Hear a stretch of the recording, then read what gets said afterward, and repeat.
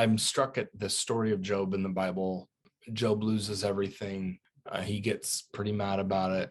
And he writes a speech that he wants to give to God. And he finally has the chance to come before God. And when he does get before God, he doesn't get his speech out. In fact, God has a speech for him. And the whole story of Job 38 is God asking Job a bunch of questions. Were you there when I created the foundations? Were you there when I, created the Leviathan? Were you there when da da da da? The story of Job is not an explanation for suffering. It does not deal with theodicy. If it does deal with theodicy, it does not have the answers that we're looking for. It is not an adequate explanation of suffering. And that is because that's not the point of the book of Job. The point of the book of Job is not that God gives people answers. The point of the book of Job is that God gives people his presence. And we tend towards, in the Western church, when people are going through struggles, usually they're looking for our presence, and we end up giving them answers. When in reality, what our kid is looking for is they're not really looking for an answer. They're looking for somebody to be with them in the question.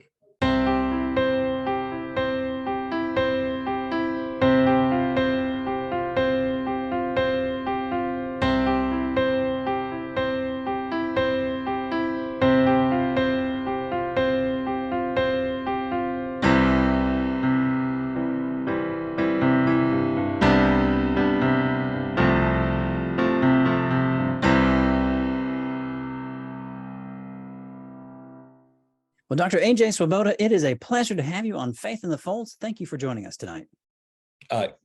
Kevin, the honor is all mine. It's a joy to be with you. I was first introduced to you through an acquaintance of mine, a friend of yours, Dr. Nijay Gupta, who's a friend of the podcast. I mentioned before the recording that he did an episode for us on Philippians back then. And I told you that you had him to blame for ultimately bringing this meeting together tonight. Yeah, many parts of my life are blamed on Nijay, but this in particular, at this moment in life, is the real damnable offense. If I run into him at like the IBR reception or something here in Denver in a couple of months, I'll be sure to pass that along. Yeah, you really lay into him when you're with him, Kevin. I think that's appropriate. I'll be happy just to get a selfie with him or something like that. There you go. I might tag you in it. Before we dig into our topic tonight, let me ask, can you tell us a little bit about yourself, where you're teaching, how long you've been teaching, interests and things like that? Help us get to know you a little bit before we dig into what we're going to get into. Yeah, so I teach Bible and theology at Bushnell University, formerly known as Northwest Christian University, here in Eugene, Oregon. So I'm the associate professor of Bible theology here, World of Christianity, at my university, which really largely entails a full semester or full course load of teaching undergraduate students intro to the Bible courses and theology courses, which I absolutely love. And as well, I actually run a doctor of ministry program at Fuller Seminary around the Holy Spirit and leadership. And my kind of background, sort of where I pulled my weight as a PhD student, was I originally did my research and work on environmental care, the Bible, and charismatic theology. So I actually wrote the very first charismatic theology of earthkeeping that's ever really been written. Oh, wow. Yeah, there's like 4 people in the world that are interested in the topic. I've got some friends from my doctoral program who find themselves in various charismatic traditions, some Vineyard, some Assemblies of God. I might send them your way at some point. Yeah. Well, it'd be great to have 4 more people in our small group to be able to talk out the ideas. But my background, so I'm a systematic theology guy, and Nijay and I, we do a podcast together called In Faith and Doubt, and our roots go back to Portland Seminary, where he was teaching and I was teaching as an adjunct professor a number of years ago. He was full-time when I lived in Portland. So great to know that we have a common friendship, and Nijay, of course, is a great guy. And Kevin, excited to be with you today. Yeah, thank you. Well, when I mentioned earlier that we have Nijay Gupta to blame ultimately for this meeting here. It was his recommendations on social media that led me to this book that I used on a for a Wednesday night Bible study over several weeks back, beginning I think in January. And in this book titled After Doubt: How to Question Your Faith Without Losing It, you said you felt especially qualified to write this book, which is a great line, by the way, of I all think I things to say be proud of. uniquely, I'm uniquely qualified. Uniquely qualified. Yeah, that's fair. Yeah. How has your faith been shaped by dealing with doubt, and like what ultimately kind of led you to writing this? Yeah, there's two. Yeah, by the way, just so your audience is clear, I've never uttered those words about anything in my life as being utterly uniquely qualified for anything. And anybody that knows me and knows how insecure I am would be shocked to hear me ever say I'm qualified for something, because I tend to think that I'm disqualified from everything. Mhm. Which maybe something I need to work through with my counselor. But yeah, there's kind of two sides to my answer to that question, which is why are you uniquely qualified to write a book on doubt and deconstruction? And there's two sides to that story. I think the first is my conversion story. I was not raised in the church and was I had a radical encounter with Jesus at the age of 16, and really brought into my faith a pretty, I don't know, you could maybe call it a critical mind. I have a brilliant dad. My dad's a doctor. My mom's a nurse, kind of raised in a medical family. Yeah. Been raised with, I think, a fairly decent brain, and I was raised to ask really good questions. And when I became a Christian, I naturally was drawn towards asking the hard questions. Yeah. And those questions, to me, have been largely satisfied by the Christian story and the story of the Bible. But that notwithstanding, just by temperament, I love to kick the tires on stuff, and I love to test stuff out. So that there's that side to it. But I think the part that uniquely qualifies me the most is the trajectory of my vocation, which has been, for 10 years, I was a college age pastor on a major campus, a research university here in Eugene. For 10 years, I was for 10 years was a church planter and a pastor in urban Portland, Oregon, where I established with an incredible team of people, with my wife, a church in the urban core called Theophilus. And now for the last 4 years have served as an undergraduate professor full-time at the university where I'm at. And each one of those environments represents a ministry to a certain group of people. I traditionally have found myself ministering to between 18 and 35-year-olds. And what I've just had the opportunity to do for the last 24 years and sit in the front row of the church and watch what happens when young people ask really big questions, and what happens, and what leads to those questions, and what helps them in those questions, and what doesn't help them in those questions, and how the church deals with questions, and how the church deals with the people that are asking those questions.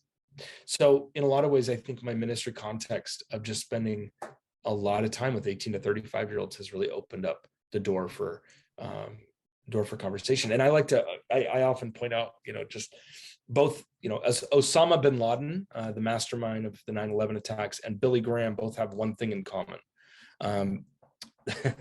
And their commonality is both of them both claimed that their first major religious experience that changed their life took place when they were freshmen in college. And Interesting. I like to say that because people that are going through that season of asking questions, what they find during that season has a really disproportionate impact on the rest of their life. Yeah. So I've just seen, like, being really present to people in that season really makes a big difference in their life. Yeah. May I ask, why is it that age group? You said 18 to 35. Why is it that age group really does seem like they are asking a lot of questions and probing maybe what they grew up with? Yeah, I think there's a lot of ways to answer that. There's been a lot written. There's a lot of academic literature that's been written on faith formation from even a psychological perspective. So, for example, Steve Fowler's work, or Stages of Faith by Fowler, which is James Fowler's big academic volume on how we develop our faith formation over the life of over our life. A Critical Journey by Gulick and another scholar on this very topic.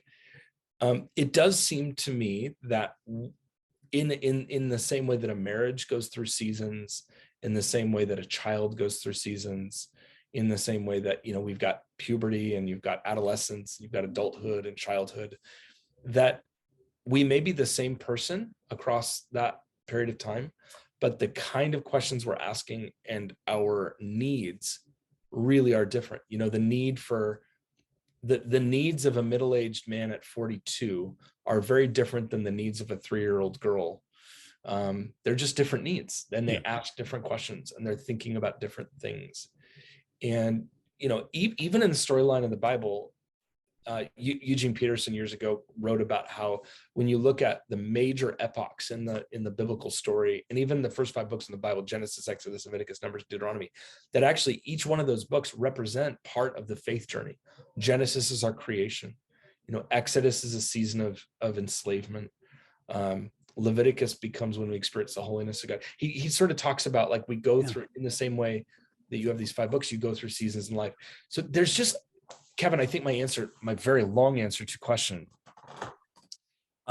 is that there is something that happens between 18 and I'm say 25, 30, where you are beginning to evaluate what from your childhood years you're going to bring with you into adulthood. Yeah. I've noticed old people tend to get more conservative. Just politically or conservative theologically. And I've just noticed that the 18 to 35 range that's the season where you test the boundaries. You go into the world, you go on the hero's journey, you rumspringa, as the Amish would call it, the running away. And it, to me, does seem to be a developmental thing. And I'm not blessing, by the way, I'm not blessing apostasy and walking away from Jesus. I'm just saying that it does seem that there's this period of time in our lives where we test the boundaries. And I would be one that would say that's a developmental spiritual experience that we need to not shame and just enter into with people. Mm-hmm. Yeah. I like how you put that. The needs are inherently different. Yeah, we're the same, but the needs change. Yeah. Yep. Yeah.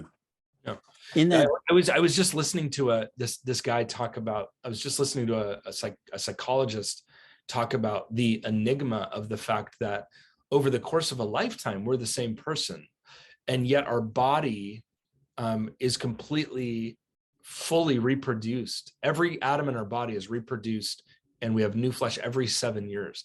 And this enigma that our atoms change, but we remain the same. Mm-hmm. And I think on a spiritual level, right, that we're the same person at 60 as we were at 3, but we have changed so much that we have such fundamentally different needs at those stages in our life. Yeah. I like that image too, drawing that analogy with anatomy and physiology, and looking at it like it's a metaphor for our spiritual development. Yeah, that really does make a lot of sense. In that time period that you mentioned, roughly 18 to 25 or 30, as you said, there's a testing of the boundaries that often manifests in some degree of doubt of what has been told, what has been given to you. When can that be good? When can that doubt actually be good or beneficial? Yeah. Well, let me give you a fairly trigger warning, I guess. I'm going to give a pretty vulnerable story about our foster daughter who needs to go unnamed, but this is, I think, a very apt image. So our foster daughter was raised in an environment where her father was very, very, very coercive and abusive, and our foster daughter's mother had passed away. And when she passed away of cancer she had cancer for like a month. It was a very quick cancer diagnosis. When her mom died, her dad began to tell her that her mom's aunt and uncle had actually killed her mom, and essentially began implanting in her the lie that her family had killed her mom. And so she came into our home with a certain set of ideas about who her extended family were. Mm-hmm. And we were told very early on that she would need people who could essentially begin to deprogram her. Yeah. And that was our task, was to help her see the truth and undo the lies that her father had implanted in her about her mother's death. And so 2 months ago, when she transitioned into the aunt and uncle's home, 10 months earlier, she had believed that those were the people that killed her mom. And now she is in that home, living a fruitful, generative, life-giving home with people that love Jesus and are able to take care of her. I think all of us are raised with a bunch of ideas that we're given. Mm-hmm. And a lot of those ideas are good, and some of them are not true. We are all given a bunch of ideas through our life. We are raised with stuff, and a lot of that stuff is really good. But every single person who has ever been brought into this world, and even raised by the best Christian parents, is ultimately going to be given some things that simply are not true, because our parents are sinners and our parents are imperfect. And it is impossible for our parents to perfectly give us the faith in a perfect way. And as a result of that, part of growing up is the reckoning of receiving the good that our parents gave to us and naming and undoing the lies and the things that were not true. And that is a critical, that there's a fundamental difference between eating the meat and spitting out the bones, taking the good and leaving the bad. And there's a fundamental difference between that and just chucking your parents and saying, I'm done with my parents. Deconstruction, in the sense that we're talking about here, the goal is not to chuck our faith in Jesus. The goal is to chuck anything that we've been given that does not represent Jesus from the Bible, and to undo the lies. And that journey, 18 to 35, where you're beginning to wake up to the good that you were given and the lies that you were given, is a very scary journey. Yeah. But man, is it an important journey. It is such a critical stage in our faith, because we are simultaneously honoring our parents and what they gave to us, and naming our generational sin. And if you think those two things are easy to do at the same time, woo, challenging. And my son, poor Elliot, man, we're just saving up for his years when he needs counseling, because at the end of the day, I'm just doing to my son what I know my parents did to me. I'm giving him some good, and man alive, he's got some stuff he's going to have to undo at some point. Yeah. That journey, well, I was able to witness that, not firsthand, thankfully, but when I first started seminary back in 2010, there were a handful of folks who had come from the same school, and that school had, based on what I had heard, wronged a beloved professor. And that professor was, I think, in large part responsible for helping some of those individuals maybe see that God was perhaps bigger than the sectarian vision that they had been given. And instead of being able to appreciate things that they had been given, like, a high view of Scripture, and like a historically orthodox understanding of the of Jesus's atoning death and bodily resurrection and things along those lines, they, after this professor was wronged, it was not 2 years where two that I'm thinking of in particular had not just left that particular tradition, but were out of faith in Jesus entirely. Hmm. And I think that process took them maybe a total of 3 or 4 years. And it was really sad watching that. And I didn't know these guys very well, but some of their friends handled it much better. Yeah. And Yeah. it's, yeah, I've seen it. And Yeah. in that case, the doubt was bad. But you've given us some indication that there are times when doubt is good and useful. Well, it is all about this. We have to, I would encourage any listener here to be very cautious to assume everything you hear about doubt and deconstruction on Twitter is accurate or on TikTok. Because you would assume, if you are just reading kind of conservative evangelical literature, you would assume deconstruction is inherently bad. Right. But if you were to read progressives, you would assume it's required in order to be a follower of Jesus. And ultimately, at the end of the day, I think we really get confused, because the problem is not deconstruction. The problem is, what are we deconstructing? Mm-hmm. Because listen, the Bible has a word to change your beliefs about something, to change your knowledge, to change your idea. The Bible has a word for that. It's the Greek word metanoia, to change your mind. It's our word for repentance. Mm-hmm. To repent is to change your mind. It's to think differently. Yeah. And we are called to repent. And part of following Jesus is repenting of lies, mm-hmm. deconstructing false truth, false ideas. Yep. It is not the issue of deconstruction. Listen, when Jesus says, "You have heard it said to the religious leaders, but I say to you," he's deconstructing. Yeah. That's what that is. Yep. He is undoing false ideas about the Bible. But here's the deal. Jesus never deconstructs the Bible. Jesus deconstructs bad interpretations of the Bible. Yeah. And that's the problem. I'm not saying deconstructing Christianity is good. I'm saying deconstructing false Christianity is what we should be doing. Yep. False ideas. The Bible is, we need the Bible so desperately. I mean, it is, without the Bible, we're going on nothing, folks. I mean, if we don't have the words of the people that knew Jesus, we have to have those voices. Mm-hmm.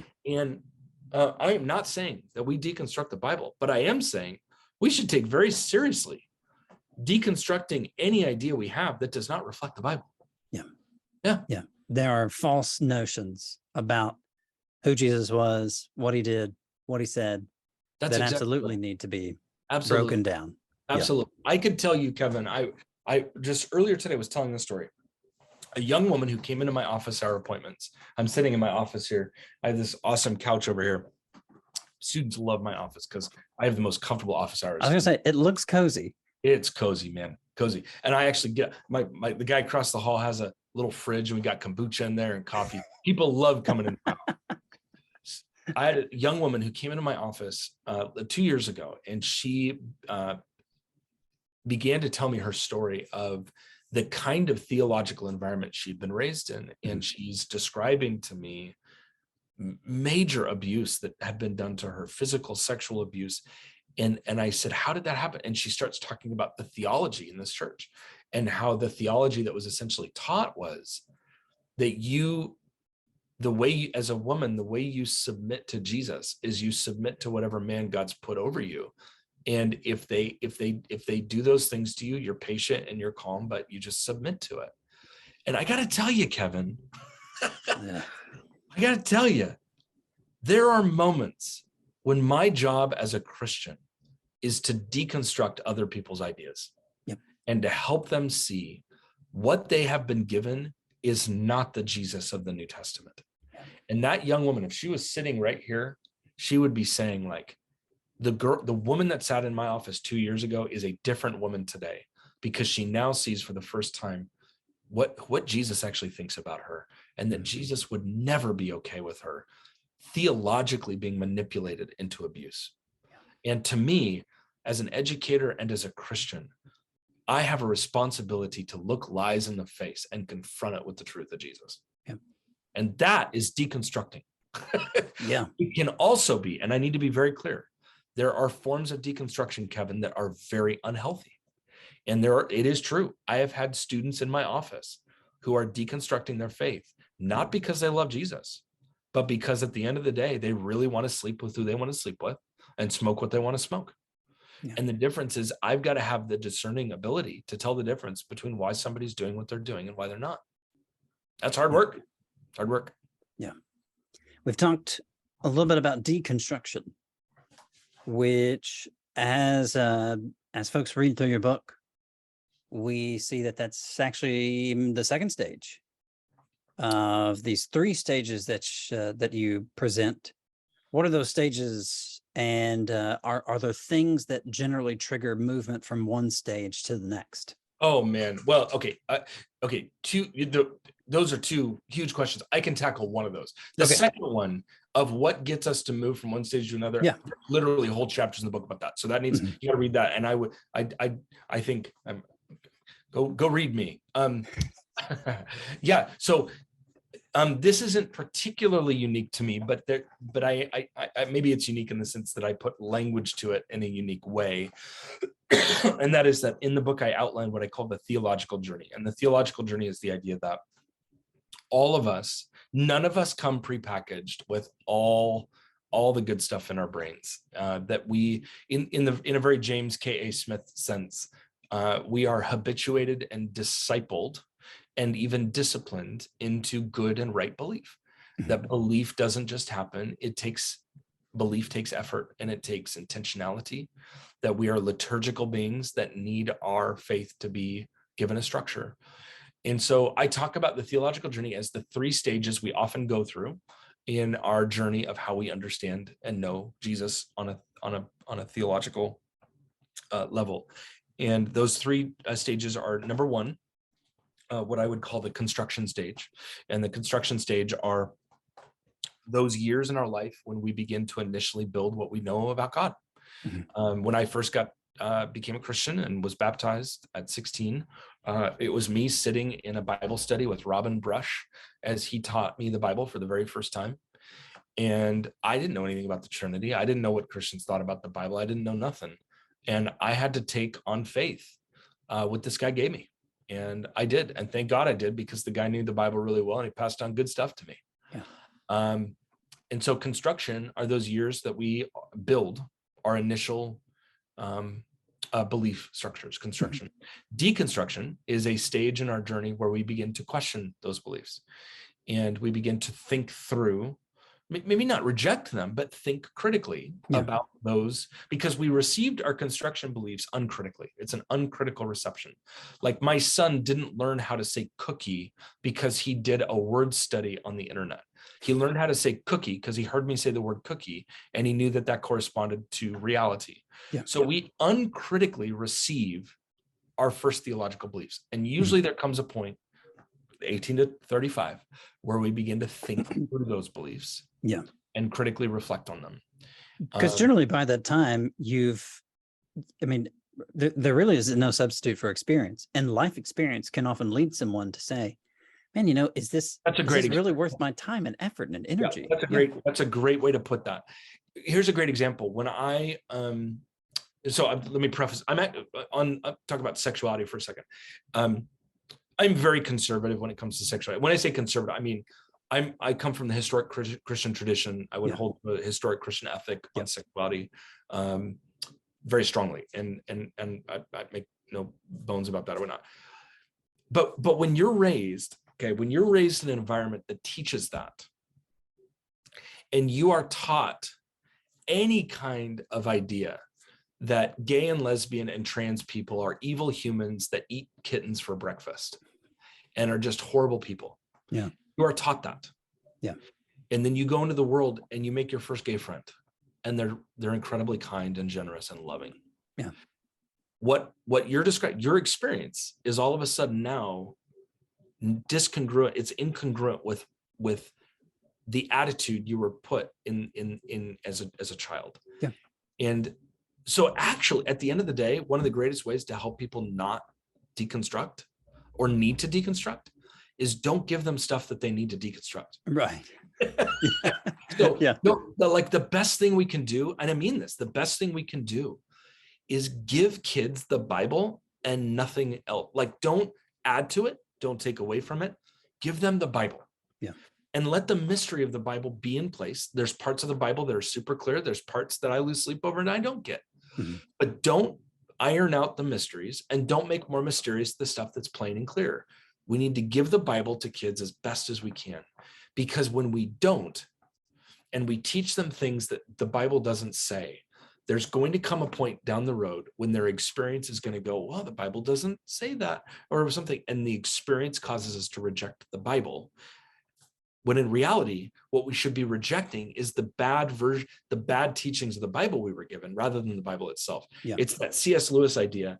The abuse of something never nullifies its original use. And his idea is just because the Bible's abused doesn't mean that you reject the Bible, you reject the misuse of the Bible. Yeah. Yeah. So that deconstruction stage is a very sacred stage because you're doing what my grandma taught me to do. You're learning to eat the meat and spit out the bones. Yeah. What are you taking with you? And what are you saying? Oh, that's not what. Great. Another example, when I first became a Christian at 16, the same church that taught me how to follow Jesus, they gave me my first Bible. They taught me about the Trinity. They told me how to share my faith. They gave me core basics of the Christian faith. Mm-hmm. Well, it turns out later on, which I learned later on, they also gave me like a really low view of women. And ultimately down the road, it became very clear that I was given some ideas about women as basically footnotes in the kingdom that is not reflected in the Bible. Right.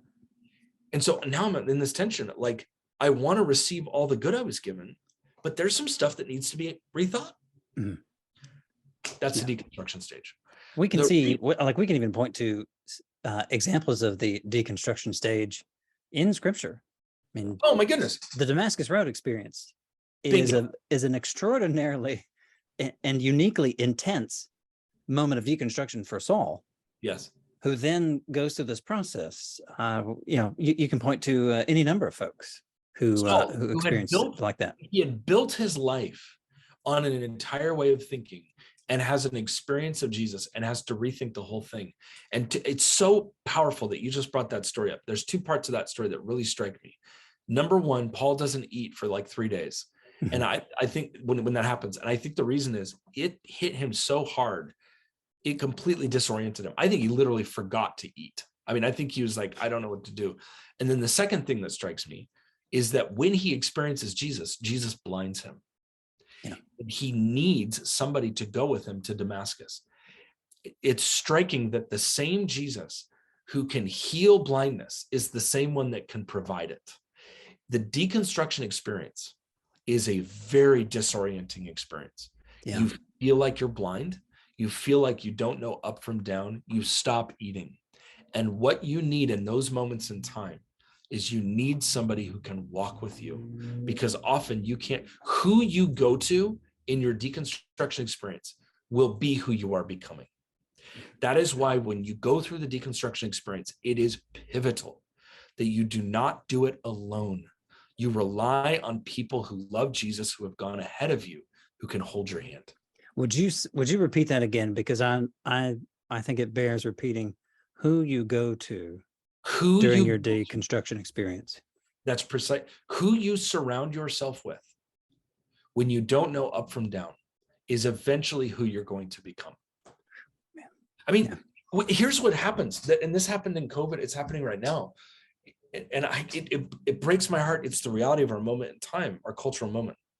But young people who are going through the deconstruction experience, and rather than bearing those questions to the church and to the people around them, the way that God created it to be, we have essentially replaced the church with podcasts. And I'm not, Kevin, belittling the importance of the work that you're doing. I'm on a podcast because I believe in this sort of stuff. Mm-hmm.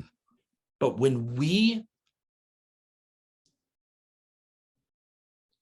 trade the church for this, something is lost. We need in those moments, when we are blind, we need someone in the room whose hand we can hold. And I mean, again, I'll say it feels like you're blind. It feels like you don't know up from down. who you hold on to in those moments. I remember, gosh, Kevin, this is bringing back so many memories for me. When I was 19 years old, and for the very first time as a new Christian, I found something in the Bible that really I didn't like. And I remember at that time, I did not know up from down. This was before the internet. I didn't know what to do. And I remember reading N.T. Wright's book, The Last Word, which is his book on how the Bible's, what we believe about the Bible. And honestly, that book was me holding onto the hand of somebody. Yeah. And it got me through. And a couple of years ago, I got to introduce N.T. Wright at a conference and publicly thank him for writing a book that was my hand holder when I was blind. Yeah. Praise But God. man, I wish I didn't have to go to a book. I wish I had somebody to hold on to. I mean, but that's all I say. Yeah. I will. And then the third, reconstruction, coming back to Jesus. Yeah. There you go. Yeah. For those interested, and again, let me encourage for those of you listening to check out AJ Swoboda's After Doubt. Your chapter on staying in church or sticking it out with the church through this process of deconstruction is so powerful.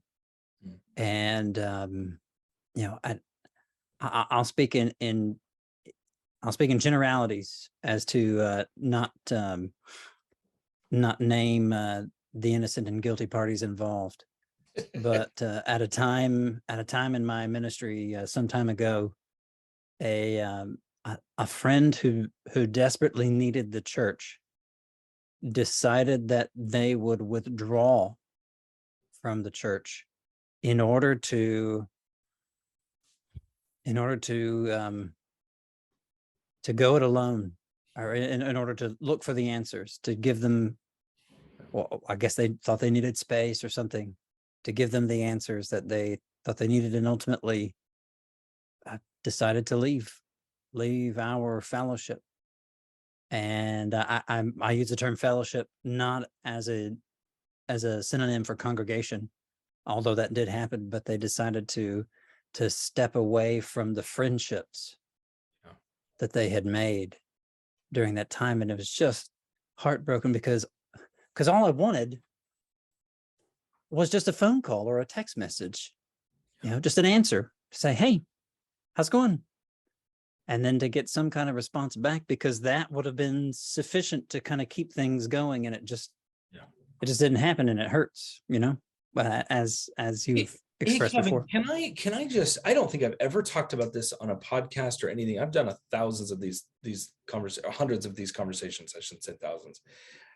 There's an element to this story that really doesn't get often brought up. And it's the element of the journey as a Christian when you watch your friends deconstruct their faith, and the loneliness and the sadness and the pain that brings up in you, watching friends go through that and feeling rejection, feeling loss.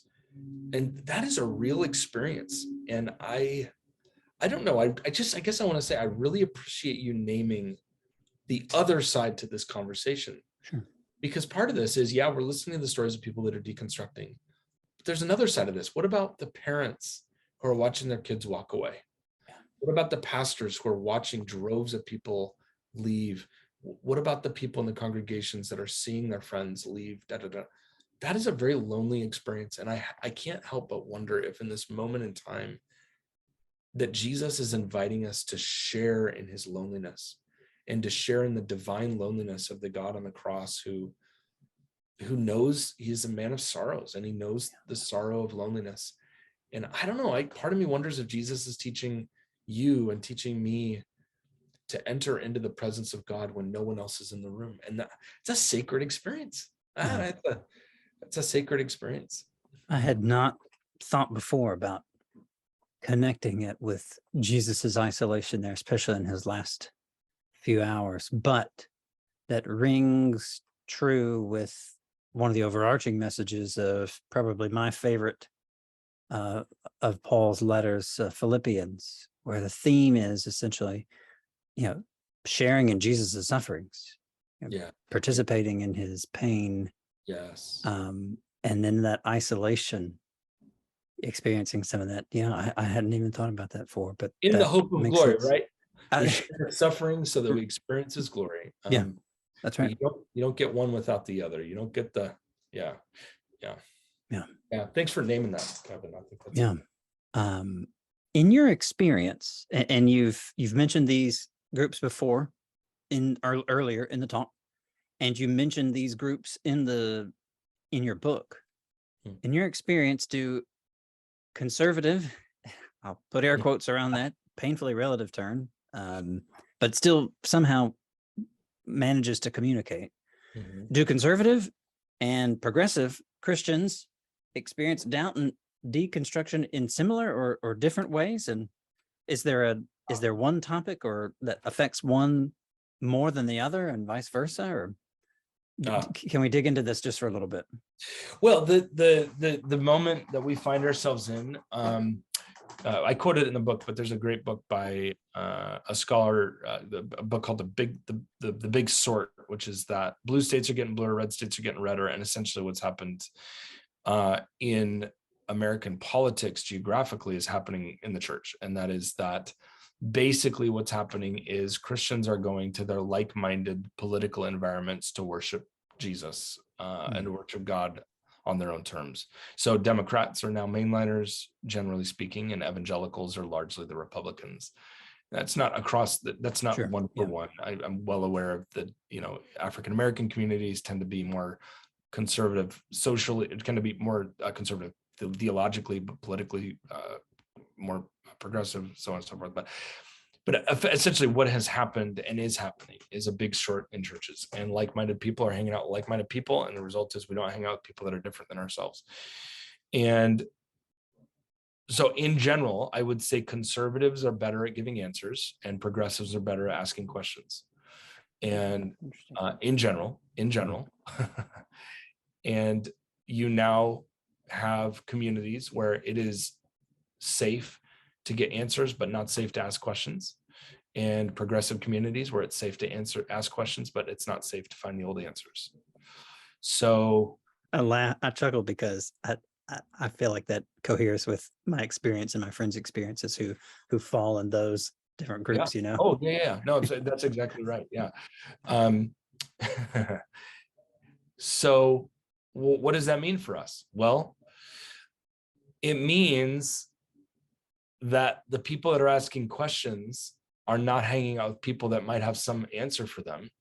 And the people that have the answers are not hanging out with people that have questions that they need to hear. And so rather than being a church where we weep with those who weep and mourn with those who mourn and rejoice with those who rejoice, all the churches, there's churches for rejoicers and there's church for weepers. So we're not hanging out together anymore. And the result is, in many cases, young people are raised in conservative Christian homes until all of a sudden something happens in life and the answers don't work anymore, and they start going to a mainline church because there's no space in the conservative church to ask big questions.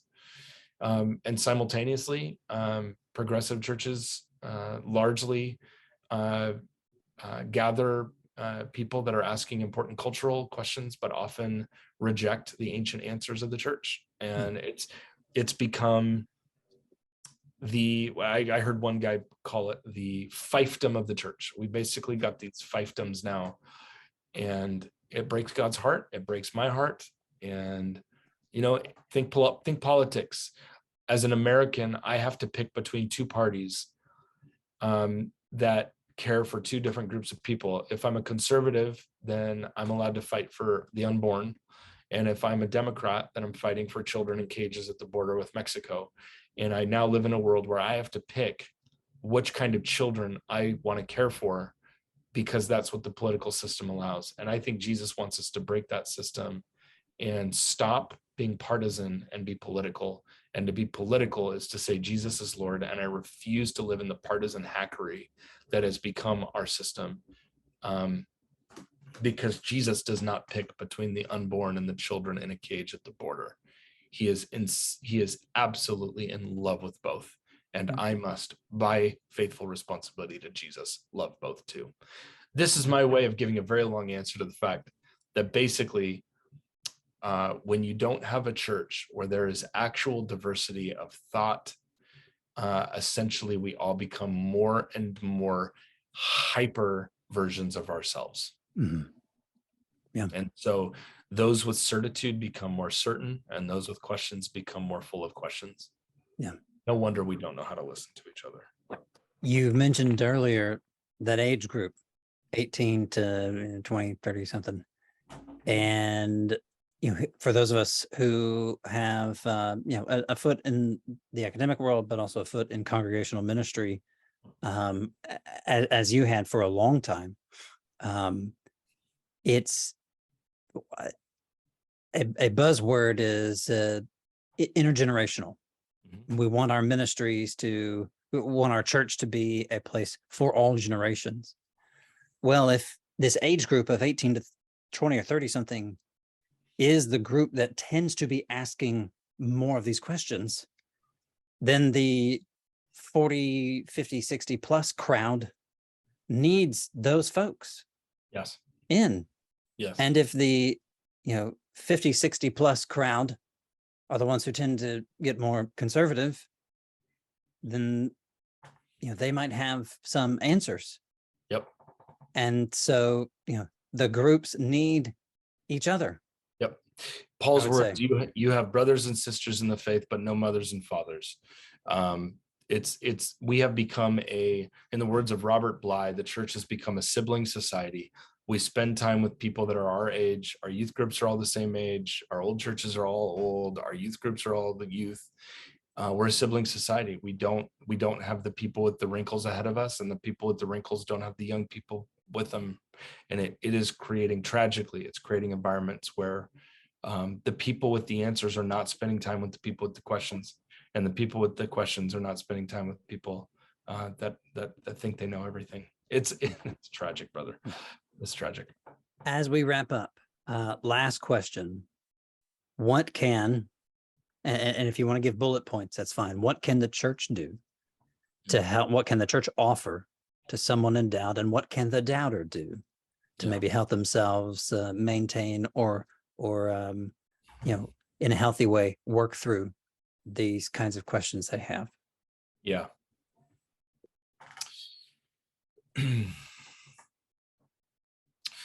I am struck, and have always been struck, and this is a big part of the book, so I want to steal thunder from those that have not read it, but I'm struck at the story of Job in the Bible. Job loses everything. He gets pretty mad about it, and he writes a speech that he wants to give to God, and he finally has the chance to come before God. And when he does get before God, he doesn't get his speech out. In fact, God has a speech for him. And the whole story of Job 38 is God asking Job a bunch of questions. Were you there when I created the foundations? Were you there when I, created the Leviathan? Were you there when the story of Job is not an explanation for suffering. It does not deal with theodicy. If it does deal with theodicy, it does not have the answers that we're looking for. It is not an adequate explanation of suffering. And that is because that's not the point of the book of Job. The point of the book of Job is not that God gives people answers. The point of the book of Job is that God gives people his presence. Mm-hmm. And we tend towards, in the Western church, when people are going through struggles, usually they're looking for our presence, and we end up giving them answers. I see that. Yeah. So what we do is our kids come to us and they've got all these questions, and we say, oh, you got to watch this YouTube video. Oh, here's a Preston Spring. Watch this Bible Project video. Mm-hmm. Those are all good friends of mine, by the way. Yeah. They're great stuff. But we give an answer, when in reality, what our kid is looking for is they're not really looking for an answer. They're looking for somebody to be with them in the question. And I would suggest the Bible's got the answers. We're there. It's got a lot of good questions too. But at the end of the day, the person who's asking questions, more often than not, it's not really an itch of the mind. More often than not, it's an itch of the heart. And what someone is looking for is they're looking for somebody to give them themselves in the midst of their struggle and to be with them. The ministry, Pope Francis calls it the ministry of the ear. The powerful work of sitting and listening and being with someone in the midst of what they're walking through. When I was doing my MDiv several years ago. And we would do, I did a practicum where I would go with one of the guys from the church I was working with, and we would do home visits to shut-ins and folks. Yeah. I was always afraid. I was always terrified that somebody was going to ask me a question. Well, why is this happening to me? And not a single one of them asked that question.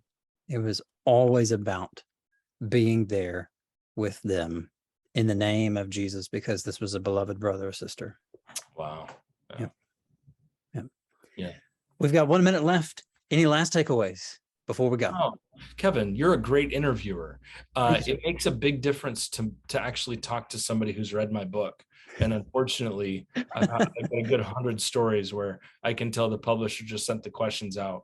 But the truth is, this was a real conversation, and that makes a big difference. Thank you, sir. Appreciate it. Thank you. Dr. Swoboda, it's been a pleasure, sir. Thank you very much for your time. And I'll put a link in the description below for folks to check out After Doubt. The class that I taught on a Wednesday nights a couple of months ago was entitled "Is There Life After Doubt?" And I appreciated the little joke. I don't know that everybody caught it, but it looks like you did. So thank you. There is life. Amen. Amen. All right, Dr. Swoboda, take care, sir. Thank you. Kevin, what a gift.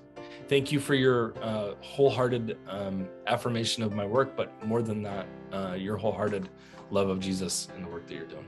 Yes, sir. Take care. All right, we'll talk soon. Bye-bye. Bye-bye.